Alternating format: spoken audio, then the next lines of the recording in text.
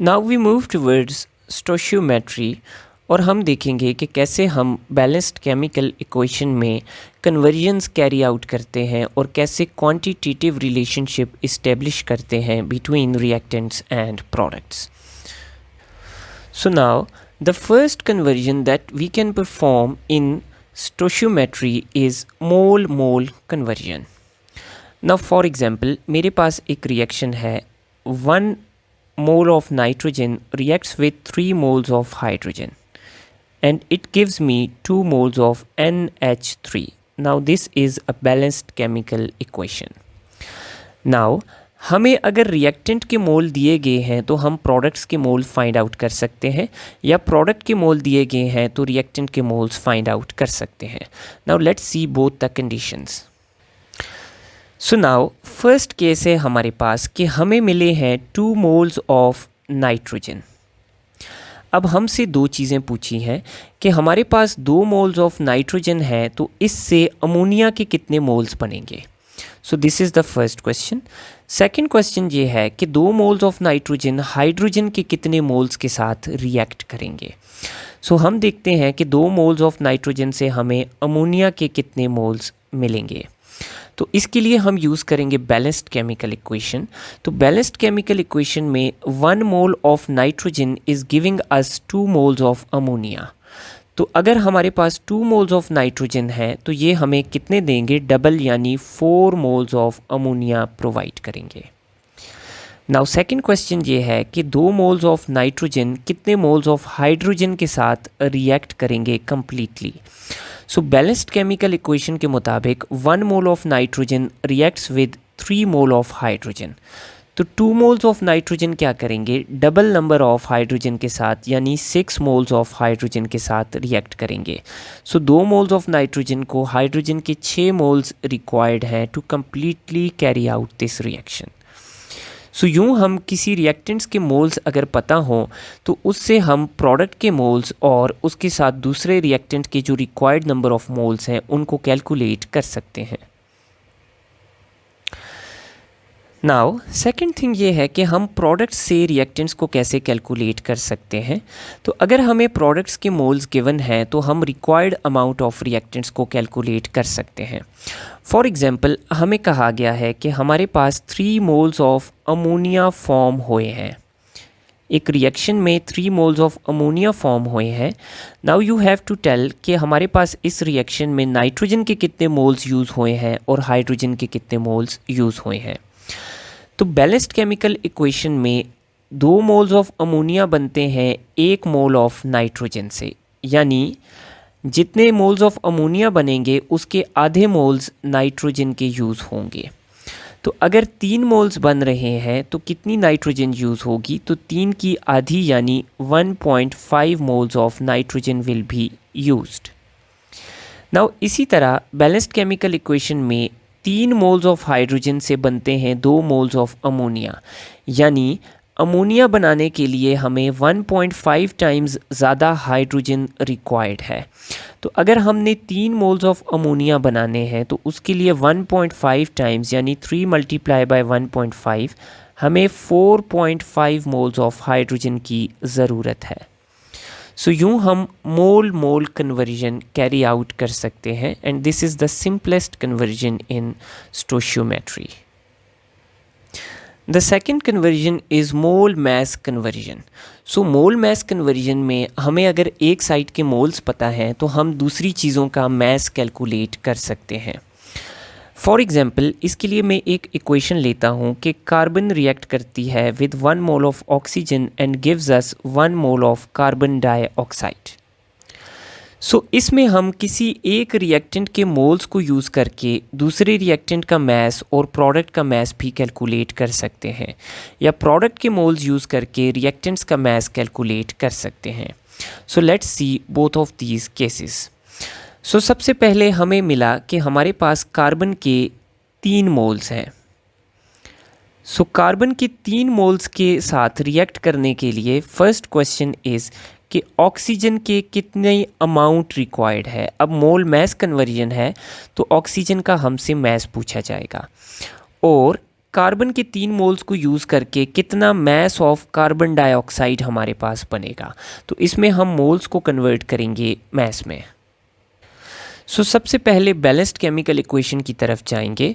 तो balanced chemical equation में 1 mole of carbon react करता है with 1 mole of oxygen molecule. तो 3 मोल्स ऑफ कार्बन कितने मोल्स ऑफ ऑक्सीजन के साथ रिएक्ट करेगा?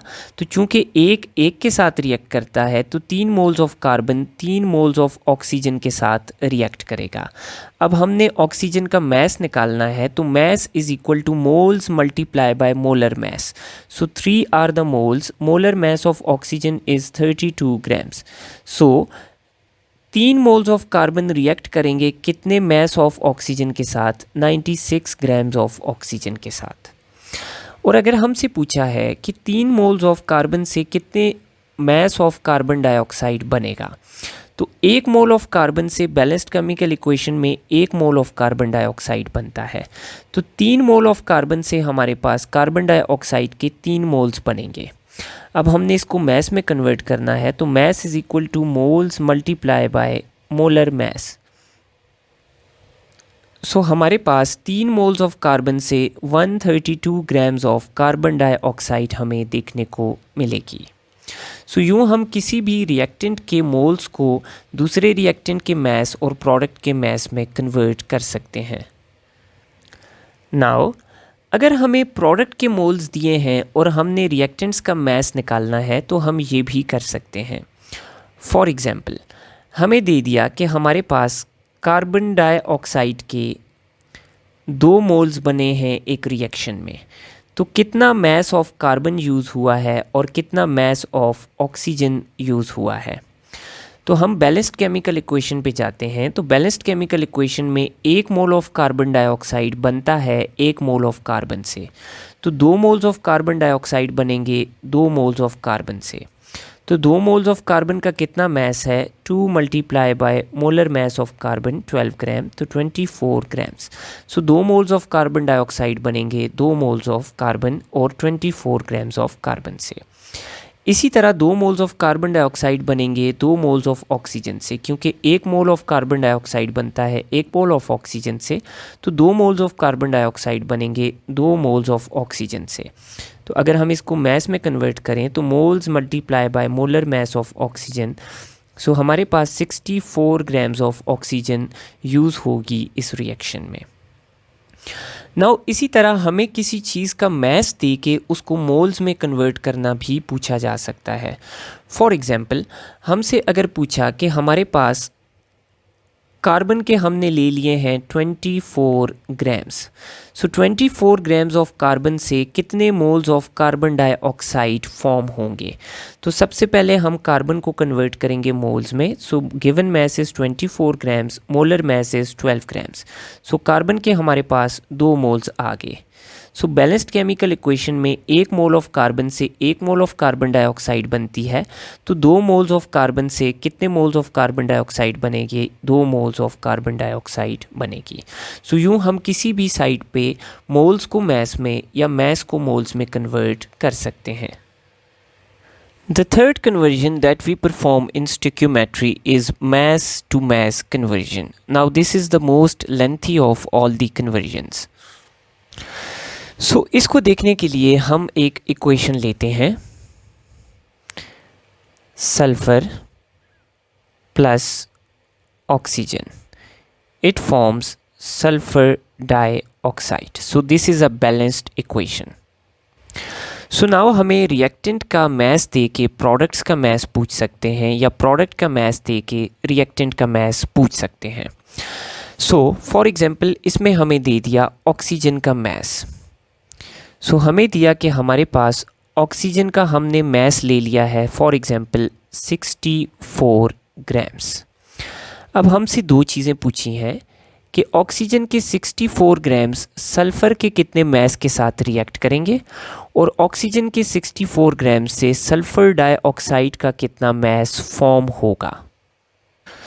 सबसे पहले हम ऑक्सीजन के 64 ग्राम्स को मोल्स में कन्वर्ट करते हैं। तो गिवन मैस इज़ 64 और molar mass of oxygen is 32। Oxygen के 2 मोल्स हमें मिल गए हैं। अब हमने mass of sulfur that will react with oxygen और mass of sulfur dioxide that will be formed ये दोनों कैलकुलेट करने हैं। तो बैलेंस्ड केमिकल इक्वेशन के मुताबिक 1 mole of oxygen 1 mole of sulphur के साथ रिएक्ट करता है। तो 2 मोल्स हमें गिवन है, तो 2 moles of oxygen 2 moles of sulphur के साथ रिएक्ट करेंगे। अब चूंकि हमने मैस निकालना है तो 2 मोल्स ऑफ सल्फर का मैस है moles multiply by molecular mass, so it becomes equal to 64 grams. तो 64 grams of oxygen will react with 64 grams of sulfur. Now इसी तरह हमसे पूछा है कि हमारे पास सल्फर डाइऑक्साइड कितना फॉर्म होगा। सो बैलेंस्ड केमिकल इक्वेशन में 1 मोल ऑफ ऑक्सीजन से 1 mole of sulphur dioxide form होता है। तो 2 मोल्स ऑफ ऑक्सीजन से 2 moles of sulphur dioxide form होंगे। तो mass is equal to moles multiply by molar mass. So हमारे पास total 128 grams of sulphur dioxide will be formed. Now इसी तरह हमें प्रोडक्ट का मैस दे के रिएक्टेंट्स का मैस भी पूछ सकते हैं, जिसको हम सिमिलर तरीके से कन्वर्ट करेंगे। फॉर एग्जांपल हमें दे दिया कि हमारे पास 64 grams ऑफ सल्फ़र डाइऑक्साइड बनी है एक रिएक्शन में, तो कितना ऑक्सीजन और कितना सल्फ़र यूज़ हुआ है। नाउ 64 इज़ सिंपल, हम ले लेते हैं for example 96 grams of sulphur dioxide बनी है, तो कितनी ऑक्सीजन यूज़ हुई है और कितना सल्फ़र यूज़ हुआ है। सो उसके लिए हम इस अमाउंट को पहले मोल्स में कन्वर्ट करेंगे। तो given mass is 96 grams, molar mass of sulphur dioxide is 64 grams। So 1.5 moles of sulphur dioxide present है, तो 96 grams of sulphur dioxide is equal to 1.5 moles. अब हमने ये फाइंड करना है कि कितना मैस ऑफ सल्फ़र यूज़ हुआ है और कितना मैस ऑफ ऑक्सीजन यूज़ हुआ है to form 96 grams of sulphur dioxide. तो बैलेंस्ड केमिकल इक्वेशन में 1 मोल ऑफ सल्फ़र डाइऑक्साइड बनता है 1 मोल ऑफ ऑक्सीजन से। तो 1.5 मोल ऑफ सल्फ़र डाइऑक्साइड बनेगा 1.5 मोल्स ऑफ ऑक्सीजन से। तो 1.5 मोल्स ऑफ ऑक्सीजन का कितना मैस है, moles multiply by molar mess. So this becomes equal to 48 grams. So 96 grams of sulfur dioxide is formed by 48 grams of oxygen. Similarly, balanced chemical equation के मुताबिक 1 mole of sulfur dioxide से 1 mole of sulfur use होता है to form 1 mole of sulfur dioxide. तो 1.5 moles of sulfur dioxide बनाने के लिए 1.5 moles of sulfur use होगा। सो 1.5 मोल्स ऑफ सल्फ़र का मैस है moles multiply by molar mass, so 48 grams of sulphur will be used. So यूँ हम mess to mess conversion कर सकते हैं किसी भी इक्वेशन के अंदर। Now the fourth and very important conversion, जिसको हम गैसेस के चैप्टर में भी डिटेल में स्टडी करेंगे, that is moles to moles और mass getting converted into volume. तो मोल्स मैस या वॉल्यूम की आपस में इंटर कन्वर्जन। सो नाउ इसके लिए हमारे पास फॉर्मूला है कि volume is equal to moles multiply by, अगर हमारे पास condition standard temperature and pressure है तो हमारे पास होगा 22.4 डेसीमीटर क्यूब। तो किसी भी गैस के 1 मोल का वॉल्यूम है 22.4 decimetre cube at standard temperature and pressure. Now standard temperature and pressure क्या है, तो स्टैंडर्ड टेम्परेचर है हमारे पास 0 डिग्री सेंटीग्रेड या 273 केल्विन, और स्टैंडर्ड प्रेशर कितना है 1 एटमॉस्फेयर। तो इन कंडीशंस में हम ये इक्वेशन यूज़ करेंगे। अगर हमारे पास कंडीशंस हैं रूम टेम्परेचर एंड प्रेशर, तो volume will be equal to number of moles multiply by 24 decimetre cube. Room temperature and pressure पे हम 24 डेसीमीटर क्यूब यूज़ करेंगे। रूम टेम्परेचर कितना होता है 25 डिग्री सेंटीग्रेड या 298 केल्विन, और रूम प्रेशर कितना है 1 एटमॉस्फेयर। सो इन कंडीशंस पे हम ये इक्वेशन यूज़ करेंगे। So now let's get some conversions from moles mass to volume. So now इसके लिए हम एक इक्वेशन लेते हैं, nitrogen reacts with 3 moles of hydrogen to form 2 moles of NH3. Now this is a balanced chemical equation. So सबसे पहली हम conversion करते हैं मोल्स टू वॉल्यूम. सो अब हमें मिल गया कि हमारे पास 5 मोल्स ऑफ हाइड्रोजन है, तो इससे कितना अमोनिया का वॉल्यूम बनेगा. सो हमारे पास बैलेंस्ड केमिकल इक्वेशन के मुताबिक 3 मोल्स ऑफ हाइड्रोजन फॉर्म करते हैं 2 मोल्स ऑफ अमोनिया, यानी अपने से 1.5 टाइम्स लेस अमोनिया प्रोड्यूस करते हैं. सो 5 मोल्स ऑफ हाइड्रोजन कितनी अमोनिया प्रोड्यूस करेंगे, तो 5 डिवाइडेड बाय 1.5 यानी 3.33 मोल्स ऑफ अमोनिया फॉर्म होगी. अब हमने निकालना है अमोनिया का वॉल्यूम. तो अगर कंडीशंस हमारे पास रूम टेम्परेचर एंड प्रेशर हैं, तो अमोनिया का कितना वॉल्यूम प्रोड्यूस होगा, moles multiply by 24 decimetre cube, यानी रूम टेम्परेचर एंड प्रेशर पे. और अगर स्टैंडर्ड टेम्परेचर एंड प्रेशर है तो कितना वॉल्यूम ऑफ अमोनिया प्रोड्यूस होगा, moles of ammonia multiply by 22.4 decimetre cube. Now keep in mind that decimetre cube is also equal two litre, तो हम इसकी जगह लीटर भी लिख सकते हैं. सो यूँ हम किसी भी सब्सटेंस के मोल्स को किस में कन्वर्ट कर सकते हैं, वॉल्यूम में कन्वर्ट कर सकते हैं.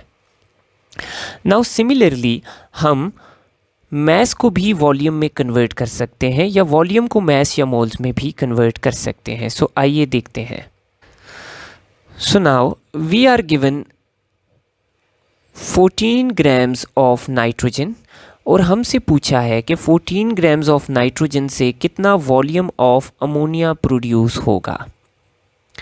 सो सबसे पहले हम नाइट्रोजन को कन्वर्ट करते हैं मोल्स में. तो given mass is 14 grams divided by molar mass of nitrogen is 28. So हमारे पास 0.5 मोल्स मौजूद हैं नाइट्रोजन के. नाउ बैलेंस्ड केमिकल इक्वेशन के मुताबिक 1 mole of nitrogen forms 2 moles of ammonia. तो 0.5 मोल्स ऑफ नाइट्रोजन से बनेंगे, यानी 2 टाइम्स ज़्यादा, तो 1 मोल ऑफ अमोनिया बनेगा 0.5 मोल्स ऑफ नाइट्रोजन से. तो अब हमने क्या करना है, वॉल्यूम ऑफ अमोनिया फाइंड करना है. तो वॉल्यूम हमारे पास आएगा moles multiply by 22.4 at STP. तो अगर STP पे हमें दिया है तो हमारे पास आ जाएगा वॉल्यूम 1 मल्टीप्लाई बाय 22.4, और अगर RTP पे दिया है तो 1 multiply by 24 will be the volume of ammonia formed. Now keep in mind कि अगर आपको क्वेश्चन में RTP या STP स्पेसिफाइड नहीं है, तो आप फिर RTP की बजाय हमेशा STP को क्या करोगे, यूज़ करोगे. नाउ हम वॉल्यूम को अब कन्वर्ट करते हैं मोल्स या मैस में. सो फॉर एग्जांपल हमें दिया है कि हमारे पास 44.8 डेसीमीटर क्यूब ऑफ अमोनिया बनी है.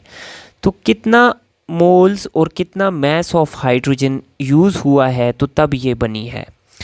सो अब हमने इसकी मैस और मोल्स दोनों निकालने हैं. उसके लिए सबसे पहले हम अमोनिया के मोल्स निकालते हैं.